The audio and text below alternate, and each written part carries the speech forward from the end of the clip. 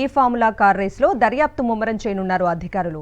నిధుల దుర్వినియోగంపై విచారణ కోరుతూ ఏసీబీకి లేఖ రాశారు సీఎస్ శాంతికుమారి. గవర్నర్ ఇచ్చిన అనుమతి కాపీని జతచేసి ఏసీబీకి పంపించారు. సీఎస్ లేఖతో ఏసీబీ అధికారులు విచారణ ప్రారంభించారు. ఈ ఫార్ములా కేసులో ఏసీబీ అధికారులు ఎఫ్ఐఆర్ నమోదు చేయనున్నారు.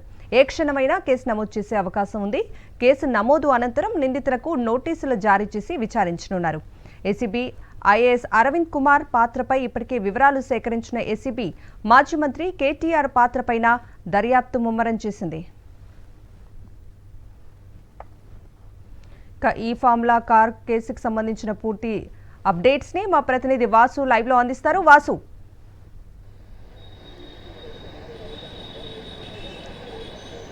కవిత, ప్రస్తుతం తెలంగాణలో హాట్ టాపిక్గా మారినటువంటి ఏదైతే ఈ ఫార్ములా కార్ రేసింగ్ కేసుకు సంబంధించి కూడా కేటీఆర్ పేరు ప్రధానంగా వినిపిస్తున్న నేపథ్యంలో కూడా సంచలనం కలిగిస్తూ ఉంది.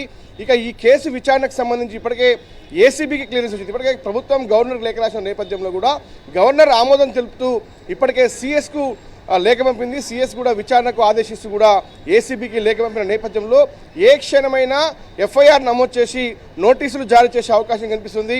ఇప్పటికే ఈ కేసులో అప్పటి హెచ్ఎండిఏ కమిషనర్గా ఉన్నటువంటి ఐఏఎస్ అధికారి అరవింద్ కుమార్ని కూడా గతంలోనే ఏసీబీ విచారించింది, అనేక కీలక ఆధారాలు సేకరించింది.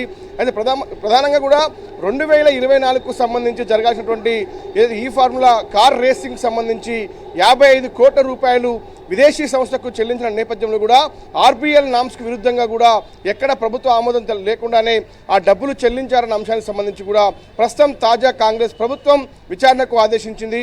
ఏసీబీ కేసు నమోదు చేసి దర్యాప్తు చేయబోతుంది. అయితే దీనిపైన కేటీఆర్ కూడా ఇప్పటికే స్పందించడం జరిగింది.